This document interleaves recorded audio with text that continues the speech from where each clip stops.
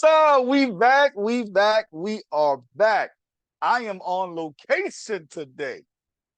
You can't see it, but just believe me, I am on location. What's good, family? This is your boy, Stanley Doucette. We are live. We are here with Let's Talk with Stanley Doucette. I am he, your host. It's a good day. It's a good day. It's a good day. Y'all know what tomorrow is? People in New Orleans know what it is. Mardi Gras Mambo, Mom. I can't sing, y'all, but hey, it's Mardi Gras time. We rolling, baby. It's roll time. Roll call. Uptown, downtown, 7th Ward, 9th Ward, 13th, 15th, 17th. The whole city going down. What's good, everybody? So let me just say this to all of my friends that are around the world and have absolutely no clue about what I'm talking about. Let me calm down and bring it down and just share with you guys. It's Mardi Gras time in New Orleans. It is Mardi Gras time in New Orleans. I know some of my friends actually boarded a trip and went to Trinidad this weekend for their Mardi Gras. It's listen, it's that festive season. It's carnival time. It's time to have a ball. As they say, let the good times roll. We are rolling. So for those that are logging in wherever you are around the world, I'm just going to give some things about Mardi Gras, some traditions that we do in New Orleans that may be a little bit unique to New Orleans, but it's a lot of fun. And I really want to have some fun with it so everybody can really truly understand just the different things that we do, how much fun we have. And I don't know why we do it, but I know it dates back I think the 1800s maybe. So it goes all the way back to like the 1800s, all the way to now. And I'm even gonna talk about the flambeaux. Yeah, y'all don't know about them flambeaux. If you from New Orleans, you know what that is. But I'm gonna get to that later. So listen, before I go on and get into the Mardi Gras traditions, I just want to shout everybody out and first humbly say thank you. I truly thank you guys for your continued support. Thank you guys for going to the YouTube page and like, subscribing, sharing, all of those things with the YouTube and all of the other social media channels. Thank you guys. I am humbled by everything that you guys are doing, talking about how you guys are doing it and where you're going. So just simply thank you. Truly appreciate you guys for that.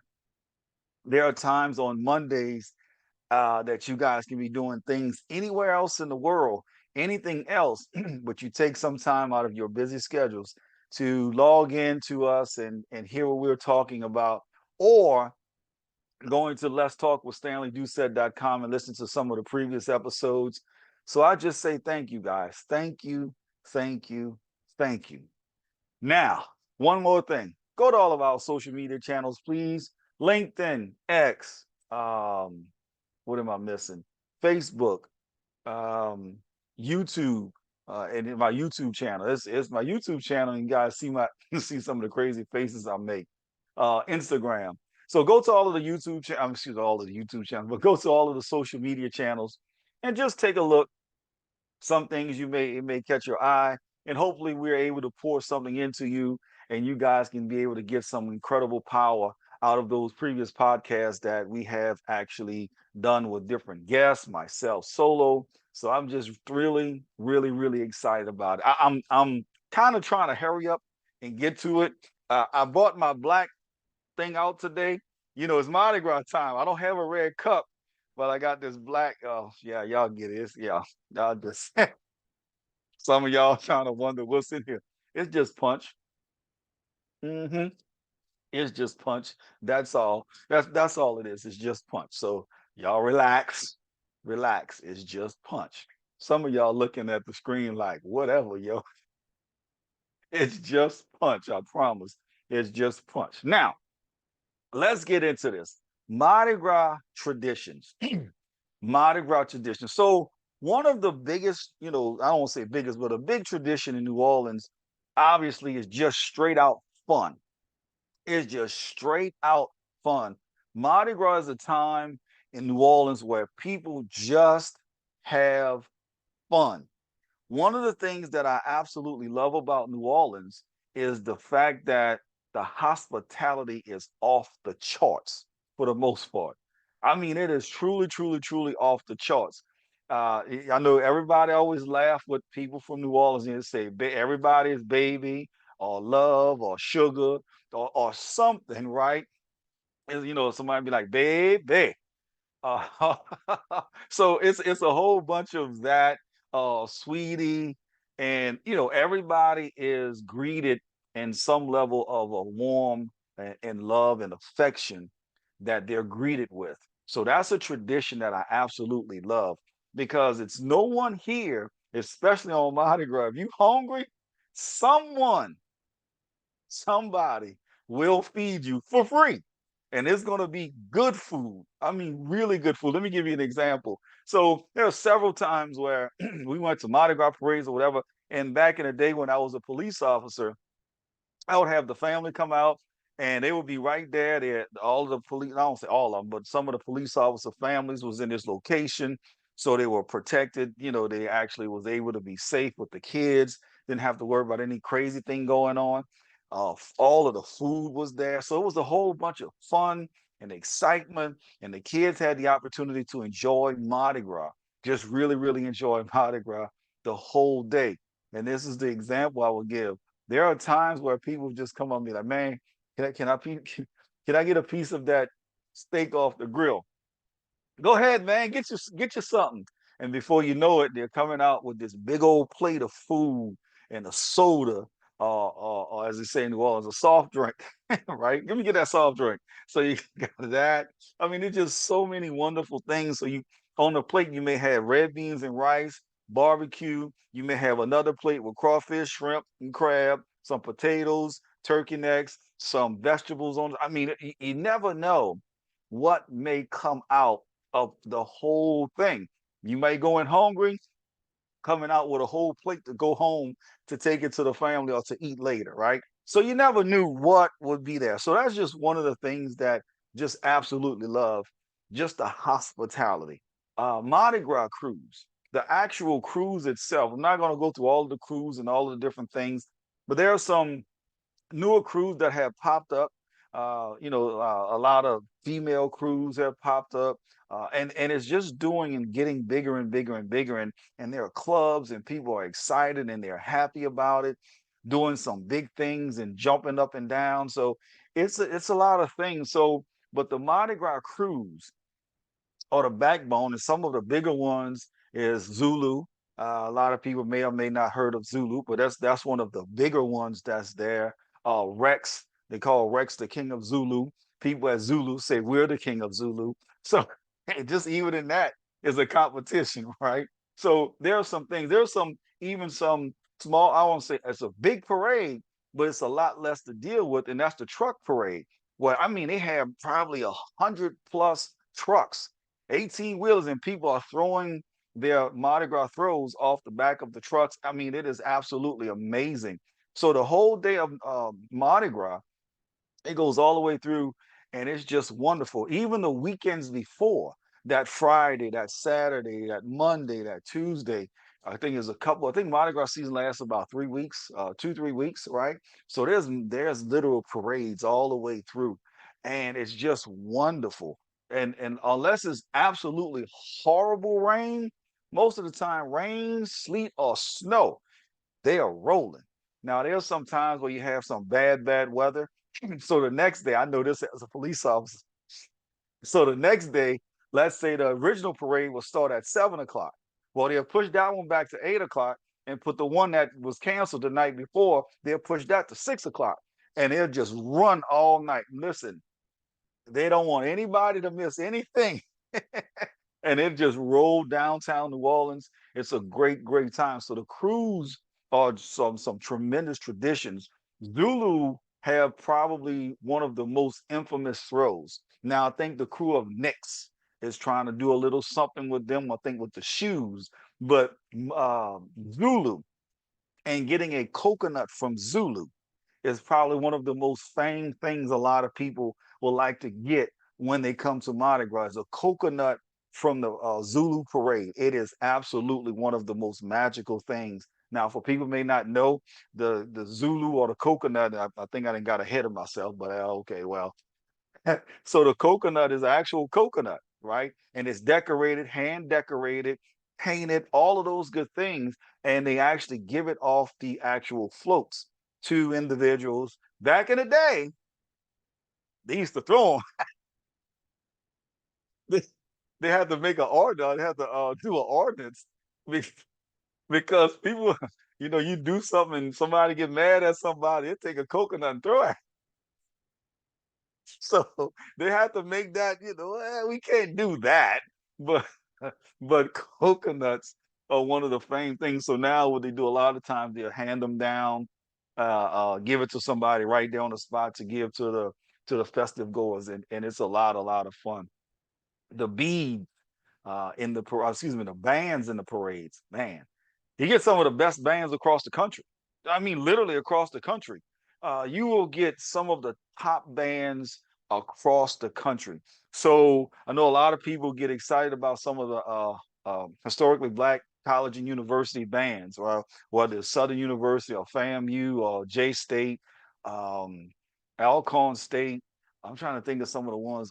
Texas Southern, so they'll bring in vans from all over. They're bringing high school bands also from all over to allow them to have that opportunity to walk in the parade. I mean, it's just a great, great thing. So they'll walk in the parade, they'll do their thing, be excited, have a whole bunch of fun, and also have the experience of walking in one of the parades or a lot of the parades or whatever it may be. Sometimes what happens is the crews will contract those bands and they may contract one. Let's say Endymion is always on that Saturday before Mardi Gras.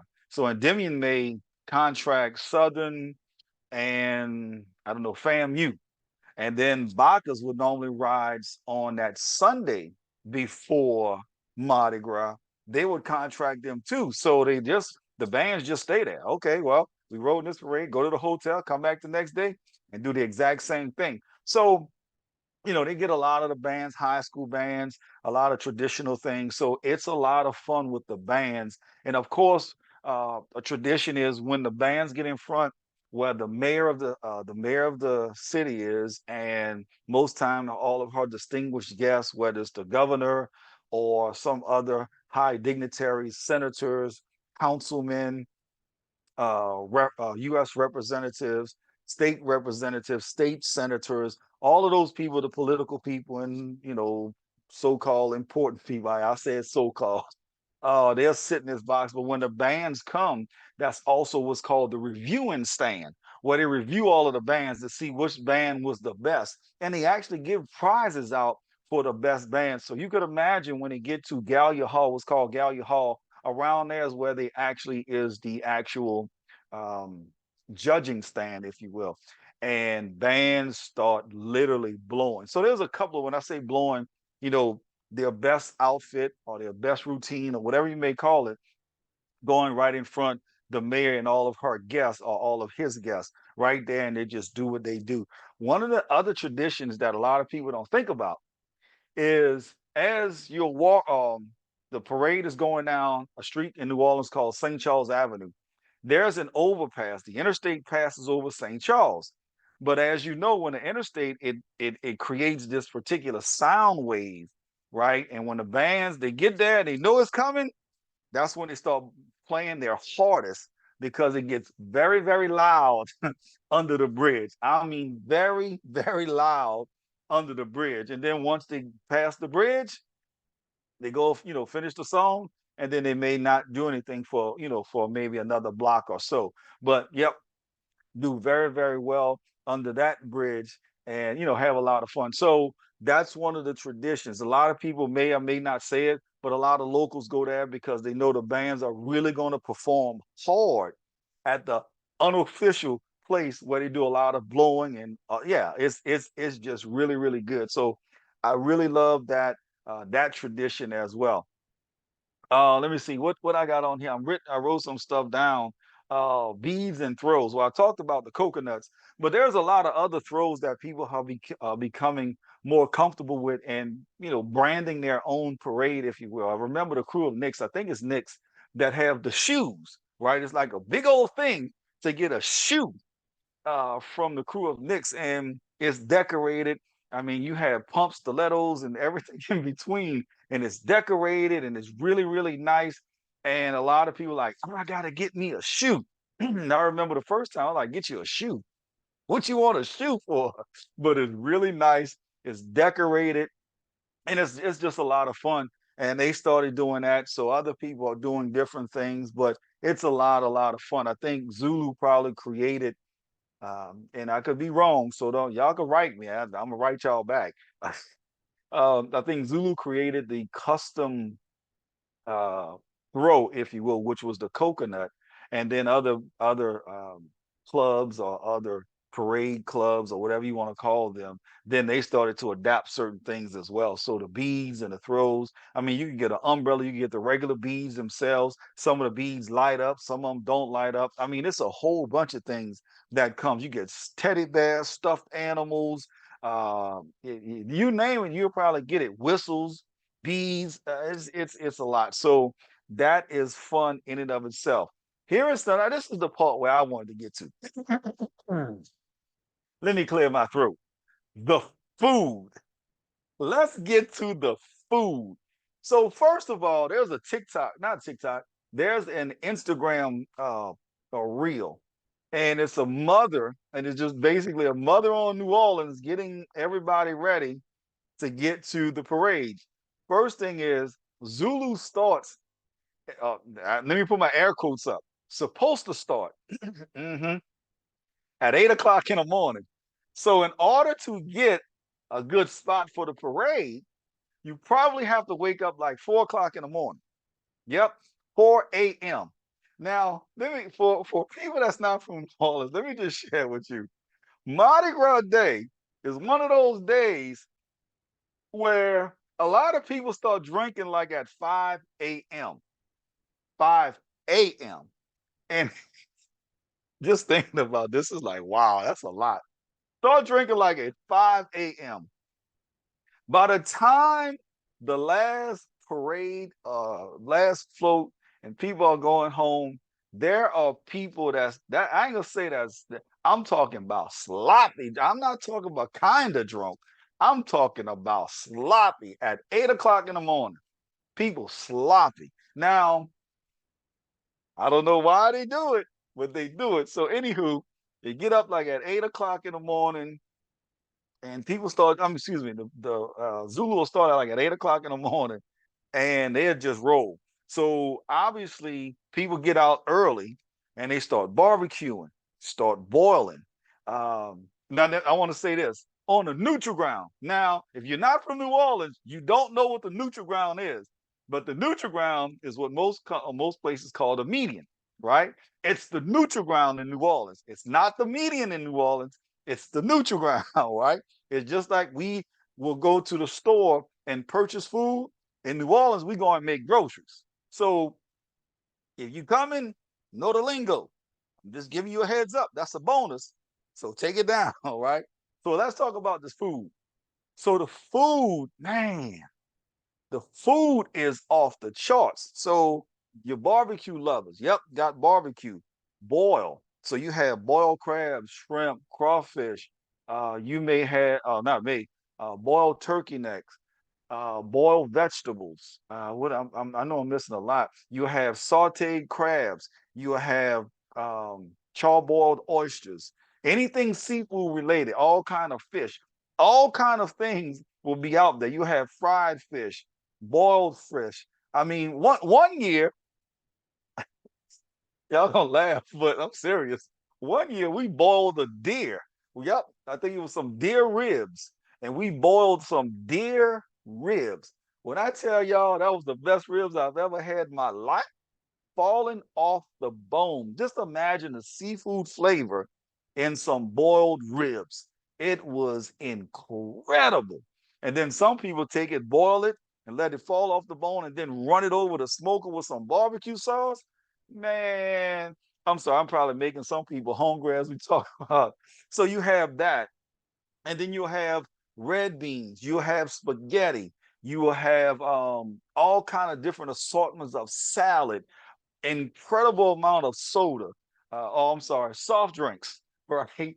All kind. Ice chest filled with drinks. Now, here's something I talked to one of my friends, and she was like, Stanley, but the only thing is, man, there's nowhere to use the bathroom. So heads up, hint to the wise. You coming to New Orleans and for Mardi Gras, you got to be careful and understand that you got to find a location to use the bathroom. Because if you're going to be out there from the beginning of Zulu to the end of the truck parade, then you're going to be out there a long time. And if you're drinking, you don't even have to drink alcohol. If you're just drinking water, sodas, whatever it is, you're going to have to eventually use the bathroom. And if you have to use the bathroom, sometimes the porta potties are not available. And a lot of restaurants charge for using the bathroom. So whatever it is, just make sure you get a good spot where you can actually use the bathroom. That's word to the wise. That y'all should I should charge y'all for that advice. So that's just word for the wise. I'm fortunate enough to have a friend of mine that lives right off of the parade route. So for me, it's like if I'm there, do it, and then hey, I need to use the bathroom, and we're able to use the bathroom. Here's another thing. When I was a police officer, I was fortunate because the hotels will let us use the bathroom, give us some place to rest in between parades or those types of things. So we were fortunate with that. But if you're just somebody that's just coming in from town and staking out somewhere, let's say on Canal Street, and you want to sit there and watch the parade and do all of those things, that's great. That's wonderful. I love it. At the same time, you may not be able to use the bathroom at one of the hotels. So just a word to the wise when you're doing that, right? But the food itself, man, and I mean a lot of food. I mean a lot of food. A lot of times I would hear people say, man, I really love the crawfish, or I really love how somebody, fix red beans or whatever. I mean, for Mardi Gras Day, depends on where you go, you're going to have all of that and then some. And I say all of that, I mean all of that and then some. So for us that have the pleasure of actually being a part of Mardi Gras before, it's a lot of fun. Now, me personally, when I was on the police department, I hated Mardi Gras because you work and sometimes you got to work your regular shift. Then you may have to go in and work the rest of the parade, and you may be working, I don't know, 15 hours, 16, 17 hours. I mean, sometimes we were out there so long, it was like, man, I'm ready to quit because it's so long. You have rain breaks, you standing out there in the rain, it's all kind of crazy stuff going on. And so that let me just give you guys a word, just a word of warning for those that are coming down for Mardi Gras tomorrow. Always be vigilant, even regardless of where you go. But for Mardi Gras, there's a lot of times people just do stupid things, not smart, just do stupid things. Just be conscious of where you're walking and what you're doing. Stay on the main route, and keep going. You'll be fine. But a lot of times people want to take side streets, back alleys, dark alleys, and all that stuff, and then come back and they're robbed, and they're trying to figure out, well, I didn't know. Well, you kind of got a mark on you for somebody to rob you. You just walking down a dark alley. So just keep that in mind, family, when you're coming to Mardi Gras, some of the things that go on as well. Let me see what else I got. What else I got? The colors. Some of the colors, some people may not know of the colors. The colors are simple. The colors are purple, gold, and green. Purple, gold, and green. That's just the colors of Mardi Gras. If you look at the Utah Jazz, before it was the Utah Jazz, it used to be the New Orleans Jazz. And the New Orleans Jazz, that they had the Mardi Gras colors, and so that's how the Utah Jazz got those colors. All right.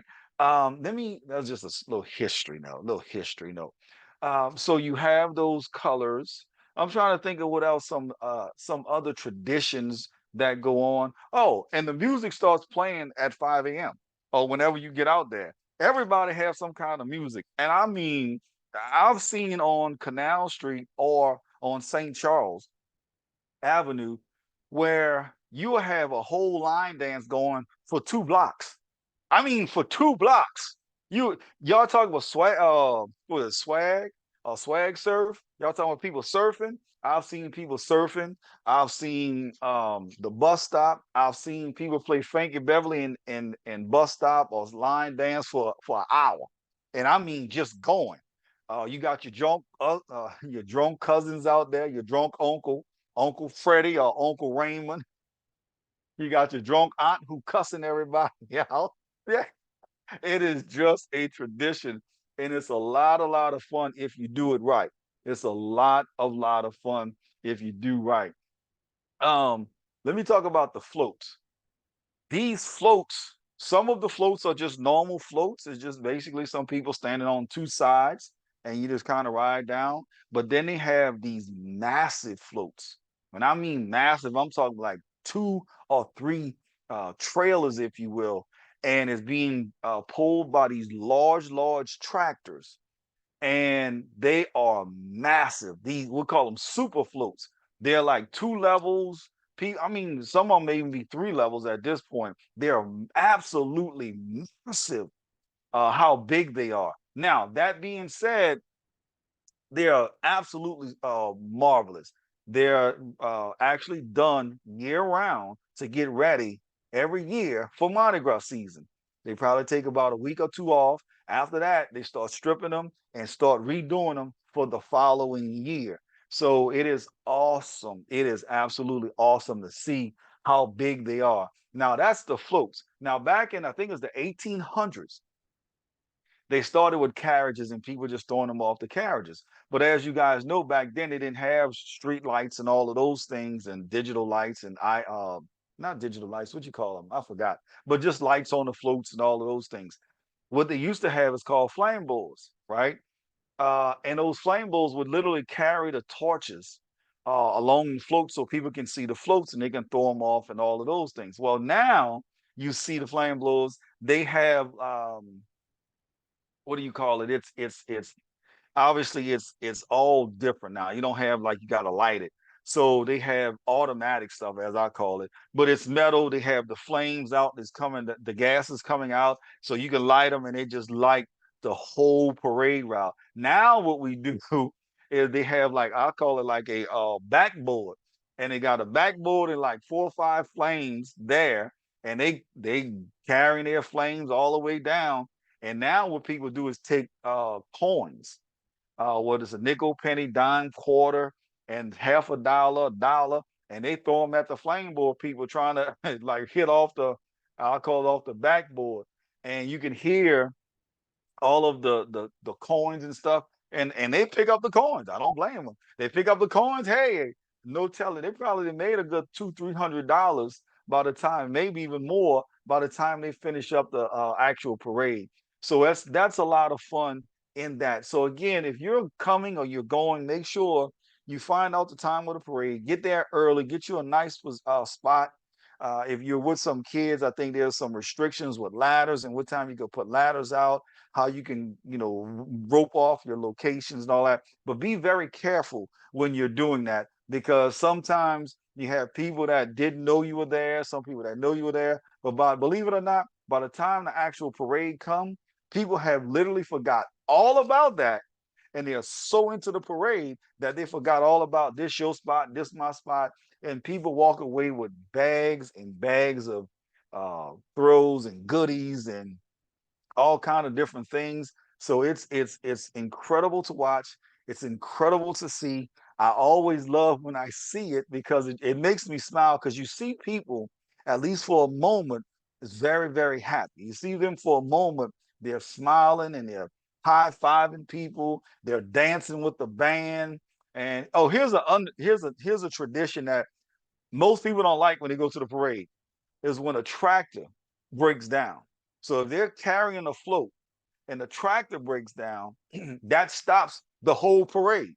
So now the tractor broke down. You have to get a backup tractor, if you will, get that one off, unhitch it, hitch another one just to get it back on the road so they can start the parade again.